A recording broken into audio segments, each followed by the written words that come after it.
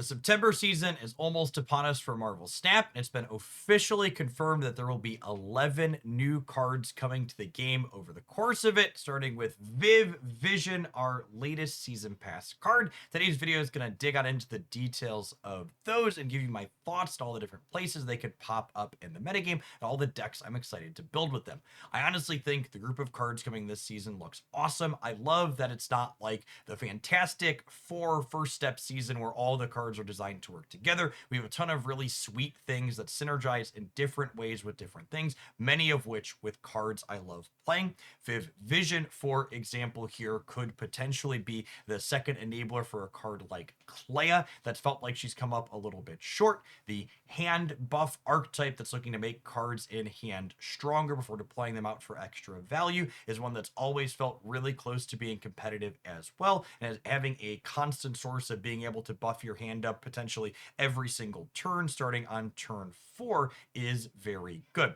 It's worth noting that this data mine that I have up here is slightly out of date. She's going to be a 3/2 when she releases, but she's going to play really well with a number of cards that play to the board early, things like Black Cat, Hydra Bob, Iron Patriot. This really encourages the type of deck that I personally like, which plays to the board early and often. She's also an enabler for things like Craven, as well as Batroc, who I think will be one of the key cards that you're going to want to have alongside leveraging her. Anytime she jumps, Batroc will follow, bringing extra power along with him, making it even more likely that you win her lane on the following turn. Okay, finding a deck list that can leverage both of her aspects, one that benefits from both her moving and her hand buffing, will probably be the key to unlocking her most success.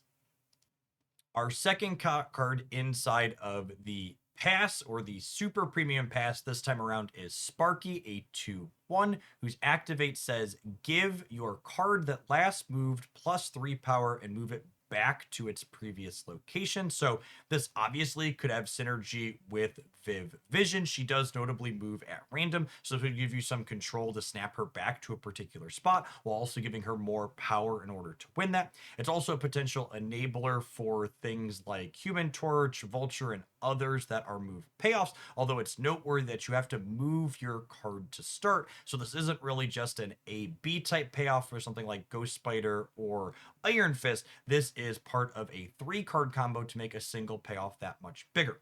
Second Dinner also heard the players' feedback of people being upset that there was an exclusive card locked for a month behind an extra paywall, so they've changed the acquisition model a little bit this month with the Super Premium Pass. You'll now get Sparky as well as an exclusive variant for it inside of the Season Pass. However, on September 2nd, when the season releases, Sparky will also be available inside of the Series 5 seasonal caches, so you can get it as a completely free-to-play player as well without having to spend any extra money. This means Snap is going back to having their only exclusive card being the Season Pass card, in the case of this season, Viv Vision.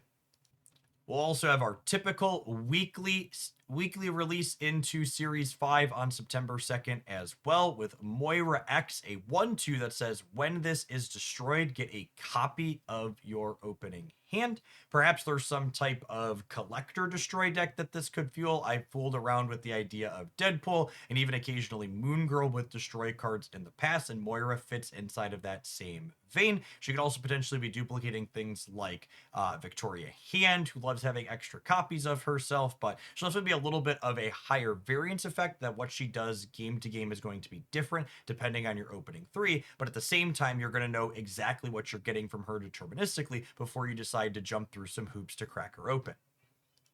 We're also going to have 2 new seasonal Series 4 cards dropping on September 2nd as well. The first of which is Awesome Andy, a 2/1 with the activate. Give one of your other cards at each other location +2 power.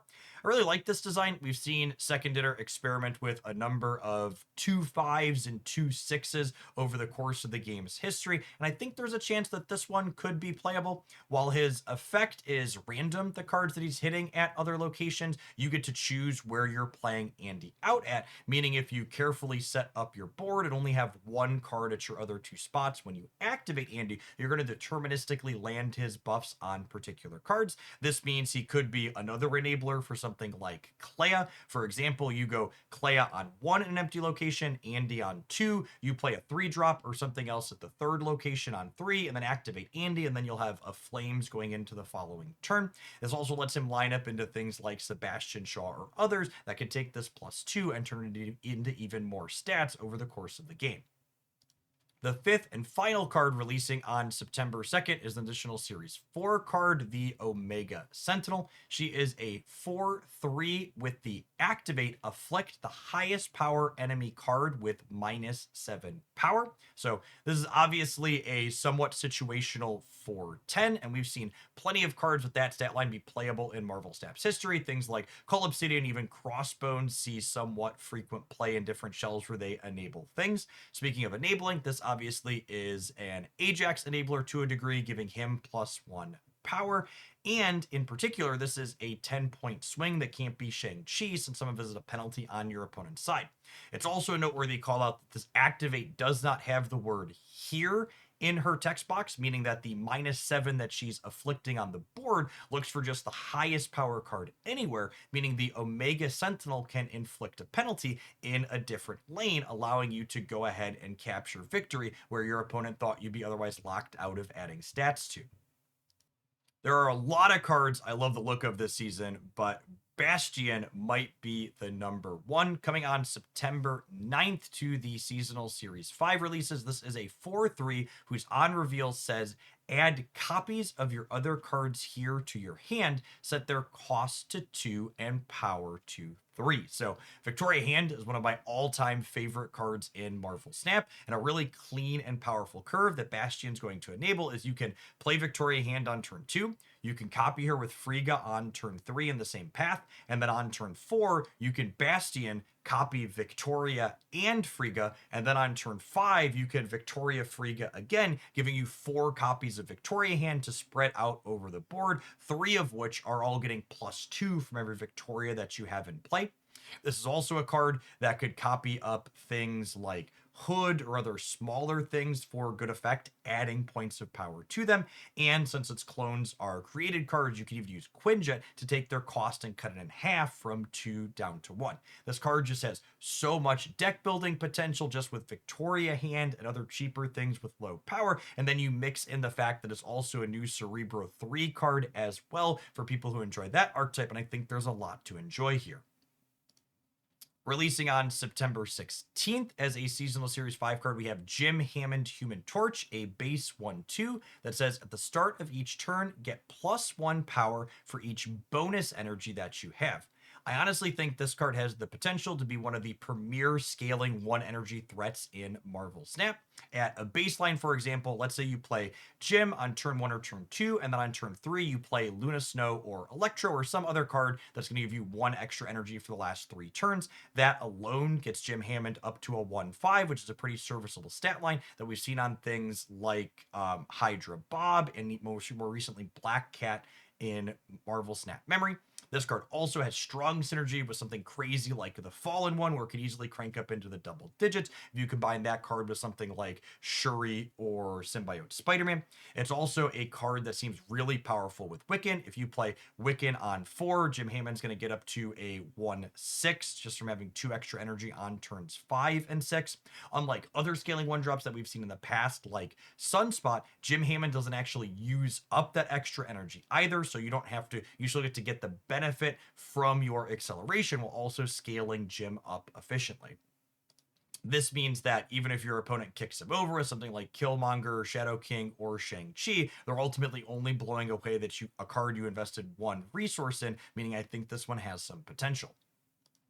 Warlock is our next Seasonal Series 5 card, dropping on September 23rd. This 3/3 with Activate says, for each unspent energy, give a card in your hand -1 cost. She-Hulk is another one of those more fringe cards that I really love playing, and if you pass with 5 or 6 unspent energy on the 5th turn of the game, in addition to making your She-Hulk cheaper, you're also going to take that much cost off of other cards in your hand, making your power output on that final turn of the game completely unpredictable and quite potent. Jocasta is again an early data mine tier. Her final release form confirmed in the release video for the season will be as a 3/3. Her activate here says immediately activate your other cards here without using up their activate abilities. This can let you double up activate abilities. Things like Fantasticar or Invisible Woman have worked really hard with Prodigy to do this in the past, and Jocasta will do that more cleanly. Another dynamic of this card that's interesting is if you have Jocasta played proactively at a location, she actually allows you for the first time in Marvel Snap history to play out an activate card on the 6th and final turn of the game, and then you can use Jocasta to activate them a single time. This would let you use something like Fantasticar or Invisible Woman first steps on that last turn when you play them, allowing you to conceal exactly what your output range is in certain situations even more. This would give her flexibility to let you go even bigger over the top with a Wong-like effect, but also have cube equity from concealing your output range when that's more valuable. An updated variation of Deadpool's Diner that actually sounds like it might be pretty reasonable is coming back to Marvel Snap next month as well. I'm going to link the seasonal blog in the video description down below if you want the details on how that's going to work, but it's going to bring with it 2 Series 4 cards, the first of which is Danger, a 4/6 whose activate says destroy an enemy card here with less power. This obviously is a tool for potentially destroying other activate cards or other small power enablers that are difficult to interact with efficiently. The second is, speaking of destroying activate cards, is Super Adaptoid, a 3/5 that says on reveal, steal the text of an enemy activate card here. This means if you have priority going into that last turn, you could take an activate off of something, rogue style, and deny your opponent the ability to turn it on. But if you play this before the last turn of the game, you could grab that activate in advance and then use it yourself on one of the remaining turns when you have a chance to actually activate it. One thing I wanted to call out / talk about in this video as well is the volume of cards that are being released this month. I've heard some comments and plenty of complaints from people saying it's too many cards. I will remind folks that when Second Dinner did this economy overhaul, they accounted for this increased card release. And I'll link in the video description down below my economy breakdown that talks through all the numbers on that. But the loose napkin math / bite-sized thing without watching that whole video again is the price point to get all of these cards is very similar to the price point that getting the much smaller number of cards they were releasing during Spotlight caches was. And if you're a small spender or free to play player, you have more agency over which cards that you get.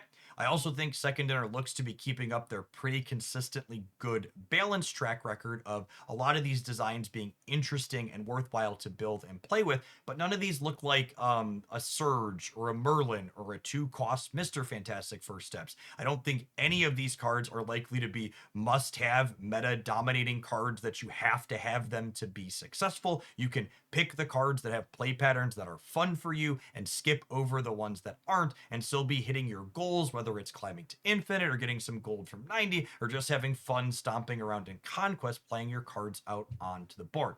I honestly have to say this is the season I'm most excited for in a while. Synergies for things like She-Hulk and Victoria Hand and others of my absolute favorite cards in Marvel Snap are coming, and I'm really looking forward to building decks with them. If you want to keep up with what those decks are and other Marvel Snap game news updates, be sure you subscribe to this channel if you're new here, and if you enjoyed today's roundup on these seasonal cards, be sure to smash the like button to let folks know. As always, I would love to hear in the comments down below which cards you're most excited to play with, or if I perhaps missed a synergy that I should be considering as these cards get released. I appreciate everybody that made it all the way through to the end of today's video, and I hope your next snap pack is an excellent one.